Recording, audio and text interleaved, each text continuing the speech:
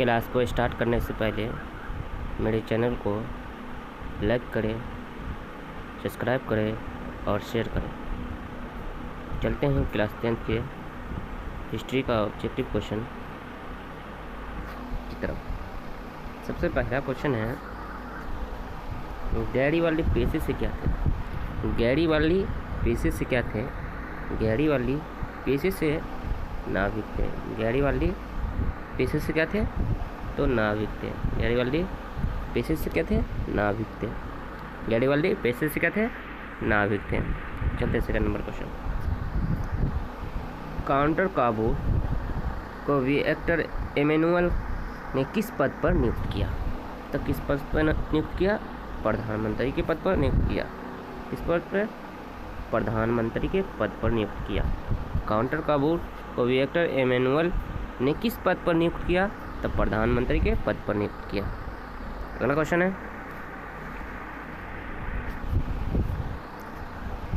तीसरा क्वेश्चन है, वियना कांग्रेस के द्वारा फ्रांस में किस वंश की पूर्ण स्थापना की गई? तो कौन सा वंश का स्थापना किया गया? तो बुर्बो वंश। वियना कांग्रेस के बाद जो किस वंश का स्थापना किया? बुर्बो वंश। किस वंश? बुर्बो वंश। वियना कांग्रेस द्वारा फ्रांस में किस वंश का पूर्ण स्थापना किया गया था? तो बुर्बो वंश का स्थापना किया गया था।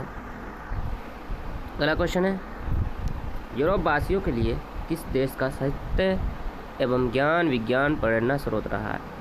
यूरोप वासियों के लिए किस देश का साहित्य एवं ज्ञान विज्ञान प्रेरणा का स्रोत रहा है?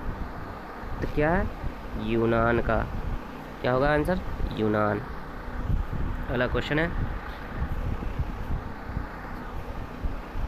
रक्त एवं लौह की नीति का अवलंबन किसने किया था? तो बिस्मार्क। किसने किया था? रक्त एवं लौह की नीति का अवलंबन किसने किया था? बिस्मार्क ने किया था। तो बिस्मार्क। अगला क्वेश्चन की ओर चलते हैं।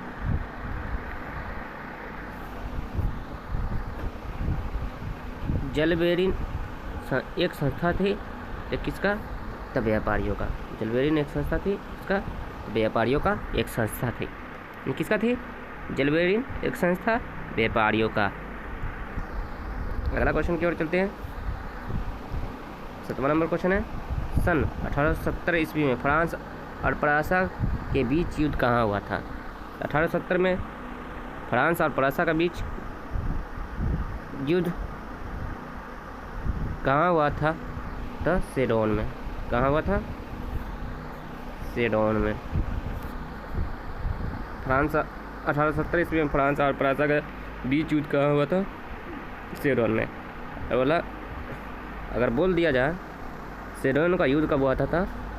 तो सेडोन का युद्ध कब हुआ था? 1870 ईस्वी में। सेडोन का युद्ध 1870 ईस्वी में। चलते हैं अगला क्वेश्चन की ओर। बोल रहा है अगला 8वां नंबर क्वेश्चन, इटली और जर्मनी वर्तमान में किस महादेश के अंतर्गत आते हैं? इटली एवं जर्मनी वर्तमान में किस महादेश के अंतर्गत आते हैं? नहीं, कौन सा महादेश के अंतर्गत आते हैं? यूरोप महादेश के अंतर्गत। इटली और जर्मनी वर्तमान में किस महादेश के अंतर्गत आते हैं? तो यूरोप महादेश। क्या यूरोप महाद्वीप बोल सकते हैं? वह भी हो। अगला क्वेश्चन है, अगला क्वेश्चन बोल रहा है, युवा इटली की संस्था का विकास किया किसने? युवा इटली संस्था का विकास किसने किया था? तो युवा इटली संस्था का विकास किसने किया था? मेजनी ने किया था। किसने किया था? मेजनी ने किया था। अगला क्वेश्चन है, 10वां नंबर क्वेश्चन है, 1829 ईस्वी में एड्रियानो पुल की संधि किस देश के साथ हुई? यानी किस देश के साथ हुई? यानी संधि जो हुआ 1829 ईस्वी में एड्रियानो पुल की संधि किस देश के साथ हुई? तो किस देश के साथ? तुर्की के साथ हुआ। किसके साथ? तुर्की के साथ। अगला क्वेश्चन की ओर चलते हैं। अगला क्वेश्चन बोल रहा है, मेजनी का संबंध किस संगठन से था?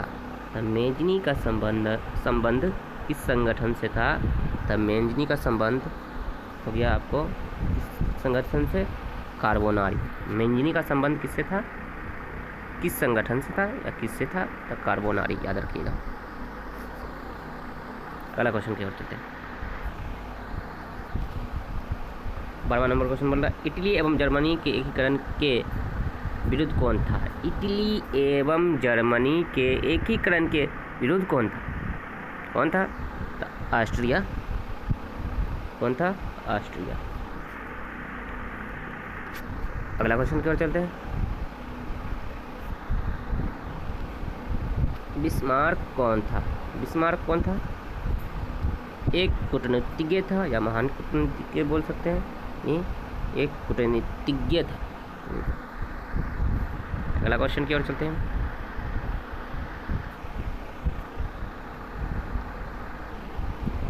चौदह नंबर क्वेश्चन बोल रहा है, यूनानी स्वतंत्रता आंदोलन के दौरान कौन ब्रिटिश कवि शहीद हुए? बोल रहा है 14 नंबर क्वेश्चन, यूनानी स्वतंत्रता आंदोलन के दौरान कौन ब्रिटिश कवि शहीद हुए? तो लॉर्ड वायरन। कौन शहीद हुआ? लॉर्ड वायरन, याद रखिए। अगला क्वेश्चन की ओर चलते हैं। 15 नंबर क्वेश्चन बोल रहा है आपको, जर्मन राइन राज्य का निर्माण किसने किया था? जर्मन राइन राज्य का निर्माण किसने किया था? तो किसने किया? Napoleon Bonaparte. किसने किया था? Napoleon Bonaparte.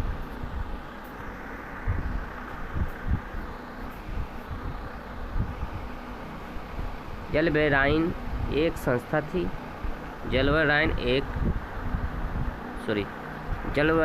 की स्थापना किस राज्य ने की थी? तो जलवेराइन का स्थापना किस राज्य ने किया था? फ्रांसा। किसने? जलवेराइन राज्य का स्थापना किसने किया था? फ्रांसा। अगला क्वेश्चन की ओर। 17 नंबर क्वेश्चन बोल रहा है, हंगरी की भाषा क्या थी? हंगरी की भाषा क्या थी? मैगियार। नंबर क्वेश्चन है, यूनान के स्वतंत्रता संग्राम में किसकी पराजय हुई? तो यूनान की स्वतंत्रता संग्राम में किसकी पराजय हुई? तो तुर्की की पराजय हुई। किसकी पराजय हुई? तुर्की की पराजय हुई। यूनान के स्वतंत्रता संग्राम में किसकी पराजय हुई? तो तुर्की की पराजय हुई। अगला क्वेश्चन है 19 नंबर क्वेश्चन बोल रहा है, मरियान की भाषा क्या है? मरियान किस देश के राष्ट्रवाद का प्रतीक है? तो किस देश के राष्ट्रवाद का प्रतीक है? तो फ्रांस का राष्ट्रवाद का प्रतीक है। अगला क्वेश्चन के ओर बोल रहा है। अगला क्वेश्चन बोल रहा है, यूरोपीय सभ्यता का पालन किसे कहा जाता है? यूरोपीय सभ्यता का पालन किसे कहा जाता है? तो यूरोपीय सभ्यता का पालन यूनान को कहा जाता है। किसको कहा जाता है? यूनान को। चलते हैं अगला क्वेश्चन। अगला क्वेश्चन बोल रहा है, एक्ट ऑफ यूनियन किस वर्ष पारित हुआ? एक्ट ऑफ यूनियन किस वर्ष पारित हुआ? तो एक्ट ऑफ यूनियन 1668 ईस्वी में पारित हुआ। यानी एक्ट ऑफ यूनियन कब पारित हुआ? तो 1688 ईस्वी में पारित हुआ। 1688 ईस्वी में एक्ट ऑफ यूनियन किस वर्ष पारित हुआ? 1688 ईस्वी में। चलते हैं अगला क्वेश्चन की ओर। 1789 ईस्वी में फ्रांसीसी क्रांति के समय वहाँ किस राज्यवंश का शासक था? इस 1789 में फ्रांसीसी क्रांति हुआ था उस समय कि फ्रांस में किस वंश का शासक था? तो कौन सा वंश का शासक था? तो बुर्बो वंश का शासक था। यानी कौन सा वंश का? बुर्बो वंश। अगला क्वेश्चन की ओर चलते हैं। अगला क्वेश्चन बोल रहा है, नेपोलियन संहिता किस वर्ष लागू किया गया? नेपोलियन संहिता किस वर्ष लागू की गई? तो 1804 ईस्वी में नेपोलियन संहिता लागू किया गया था। अगला क्वेश्चन बोल रहा है, जर्मन राज्य का निर्माण जर्मनी के एकीकरण के लिए बिस्मार्क ने कितने युद्ध किए? जर्मनी के एकीकरण के लिए बिस्मार्क ने कितने युद्ध किए? तो एकीकरण के लिए 3 युद्ध किए। तो बिस्मार्क कितने युद्ध किए थे जर्मनी के एकीकरण के लिए? 3 युद्ध। अगला क्वेश्चन बोल रहा है 25वां नंबर क्वेश्चन बोल रहा है वियना कांग्रेस में कौन सा राष्ट्र सम्मिलित नहीं था। वियना कांग्रेस में कौन सा राष्ट्र सम्मिलित नहीं था। तो वियना कांग्रेस में कौन सा राष्ट्र सम्मिलित नहीं था। तो जर्मनी राष्ट्र सम्मिलित नहीं था।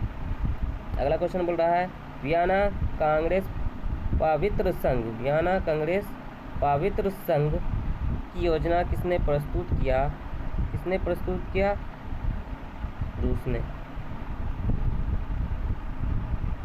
आज के लिए अगला क्वेश्चन बोल रहा है सुनिए। अगला क्वेश्चन बोल रहा है यंग इटली का संस्थापक कौन था। यंग इटली का संस्थापक कौन था। तो यंग इटली का संस्थापक मैजनी था। यंग इटली का संस्थापक मैजनी। अगला क्वेश्चन बोल रहा है यूरोप वासियों के लिए किस देश का साहित्य एवं ज्ञान विज्ञान प्रेरणा स्रोत रहा। यानी यूरोप वासियों के लिए किस देश का साहित्य एवं ज्ञान विज्ञान प्रेरणा स्रोत रहा। तो यूनान के लिए। अगला क्वेश्चन बोल रहा है परासा का शासक कौन था। तो परासा का शासक कौन था। तो विलियम प्रथम। परासा का शासक कौन था। विलियम प्रथम। अगला क्वेश्चन बोल रहा है देखिए 30 नंबर लास्ट क्वेश्चन है यूरोप का मरीज किसे कहा जाता है। यूरोप का मरीज तुर्की को कहा जाता है। किसे कहा जाता है। तुर्की को कहा जाता है। यूरोप का मरीज किसे कहा जाता है। तुर्की को कहा जाता है। ये बात क्वेश्चन पूछता है एग्जाम में। आज के लिए इतना ही। अब मेरे चैनल पर नए हैं तो सब्सक्राइब करें और शेयर ज़रूर करें।